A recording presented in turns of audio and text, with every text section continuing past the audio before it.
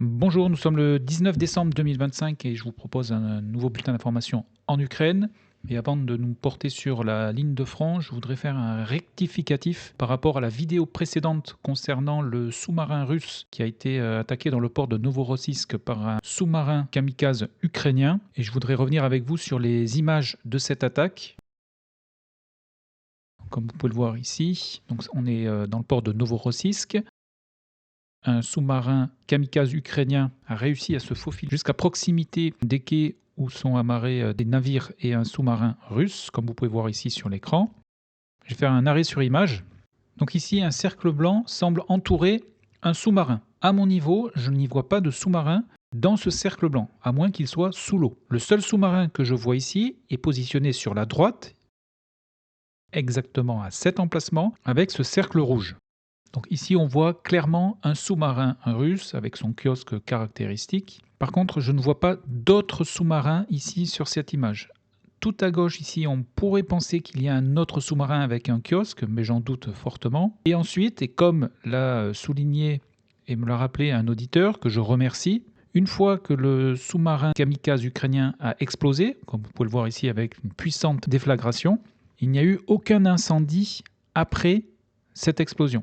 Ce qui veut donc dire qu'aucun navire ou sous-marin n'a été directement touché dans la frappe. Donc avec ces informations, je vais rectifier, je vais marquer et je vais inscrire ici donc sur le sous-marin non pas détruit avec un point d'interrogation, mais endommagé avec un point d'interrogation, car ensuite avec l'onde de choc de l'explosion, je ne connais pas le niveau des dégâts à l'intérieur du sous-marin, comme vous pouvez vous en douter.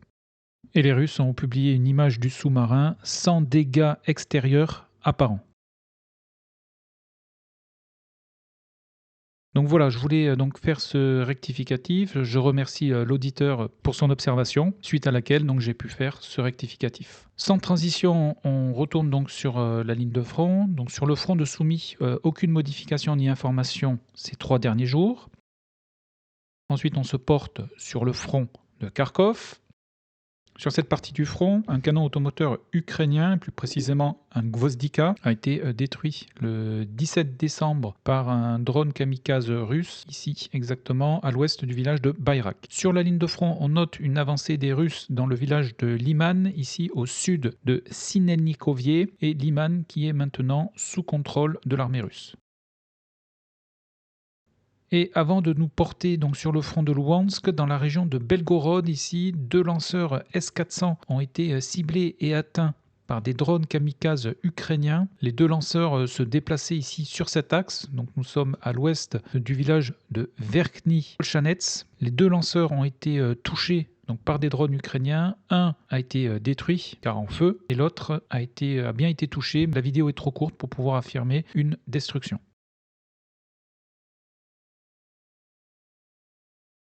Direction le front de Louhansk, sur la partie nord, aucune information. Dans Kupiansk, et plus précisément dans le centre-ville, on note une avancée des Ukrainiens, notamment ce secteur ici qui est passé sous leur contrôle. Et dans le centre-ville même de la ville, plusieurs géolocalisations ont été réalisées les 16 et 18 décembre. Ici, l'infanterie ukrainienne qui se cachait sous un pont a été attaquée par des drones kamikazes russes. Dans la même journée et un petit peu plus au nord, ici, des combats ont eu lieu, combats dans lesquels des sapeurs ukrainiens ont déposé une charge explosive dans ce bâtiment qui a ensuite explosé.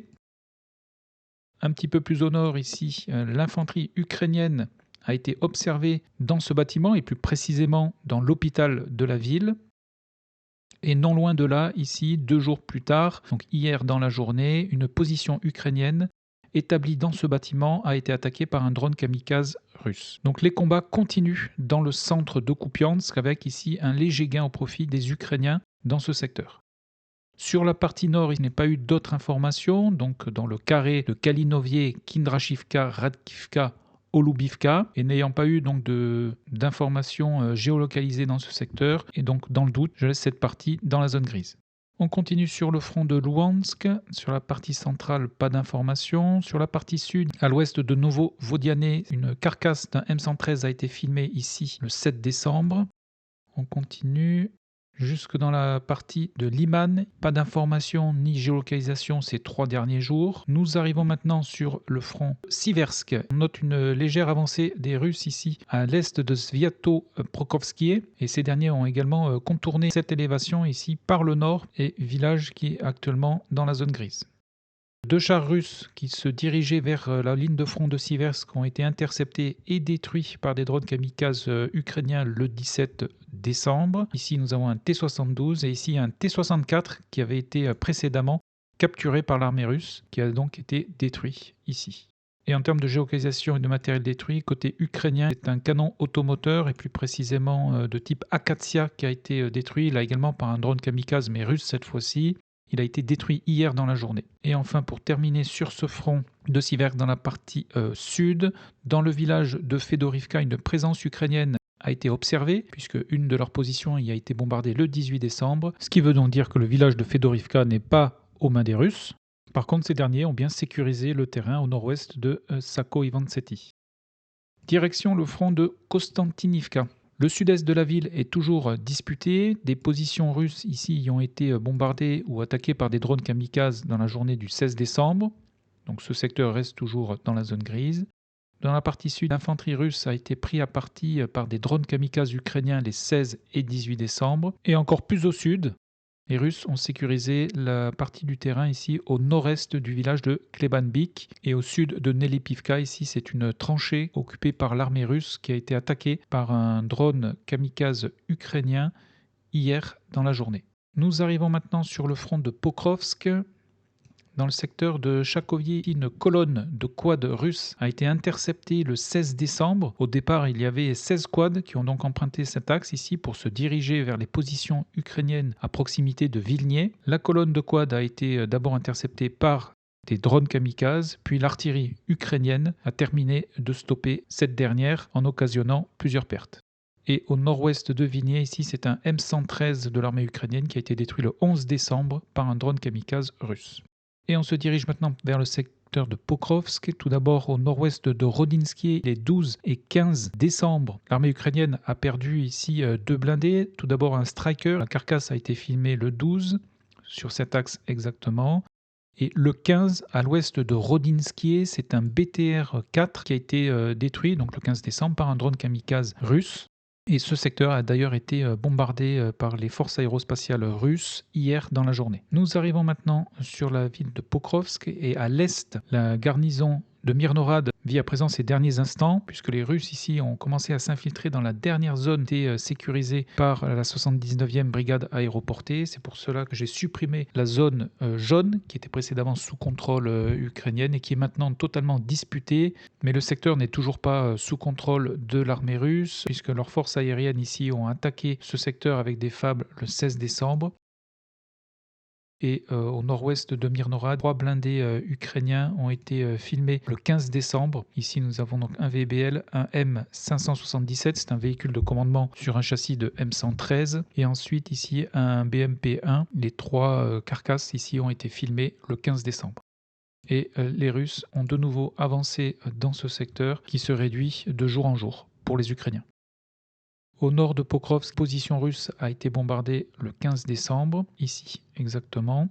Et à mesure que l'armée russe avance, de nouvelles vidéos sont apparues, ici notamment dans ce secteur. La carcasse d'un Max Pro a été filmée le 15 décembre à côté d'une autre carcasse, mais d'un M113, toujours dans cette journée du 15 décembre. Donc voilà pour la situation donc, de Pokrovsk-Mirnorad, où on note une nouvelle fois une avancée des Russes.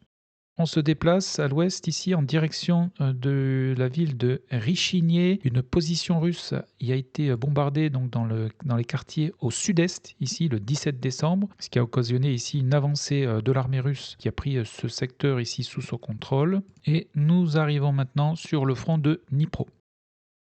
À l'ouest de Oudachnie, ici, la carcasse d'un Ancila, donc c'est un véhicule blindé léger de l'armée ukrainienne, a été filmée le 15 décembre.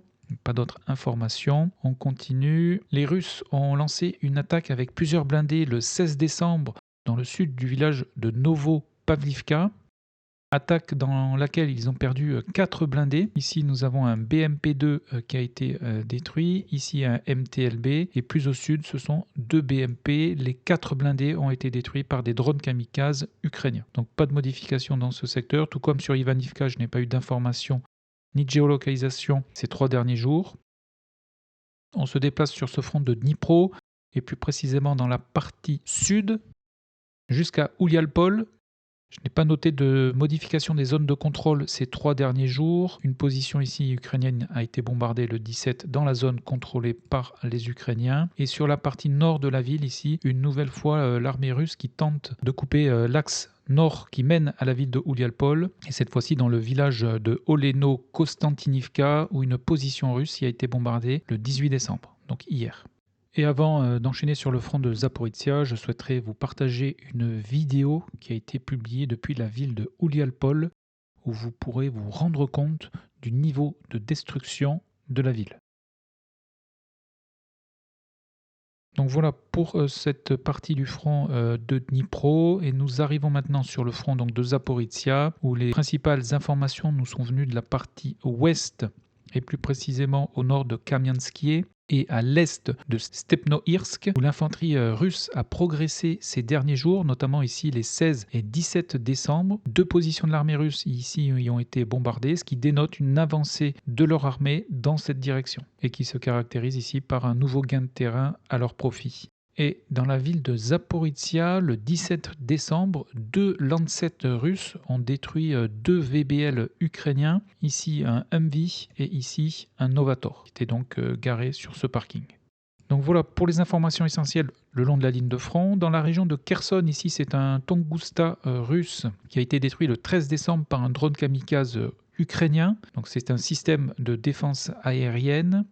Le Tunguska, c'est plus précisément un système donc soviétique, anti-aérien mobile, qui dispose de 2 canons de 30 mm ainsi que de son propre radar, mais également de 8 lance-missiles sol-air. Et il a notamment été conçu pour évoluer dans un environnement de guerre électronique, tout en pouvant utiliser ses armes en mouvement.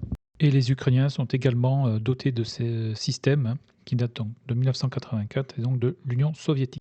Voilà pour les informations donc essentielles au 19 décembre 2025. Peu d'évolution et de gains de terrain pour les 2 armées ces 3 derniers jours. Néanmoins, les combats continuent pour la ville de Kupiansk, où on note la présence de fantassins russes dans le centre-ville qui est actuellement disputé. La garnison ukrainienne de Mirnorad vit actuellement ses derniers instants, puisqu'on a assisté à une nouvelle avancée russe dans ce secteur. Et enfin, pour terminer, sur la partie ouest du front de Zaporizhia, on note une avancée de l'infanterie russe au nord-est de Kamiansky.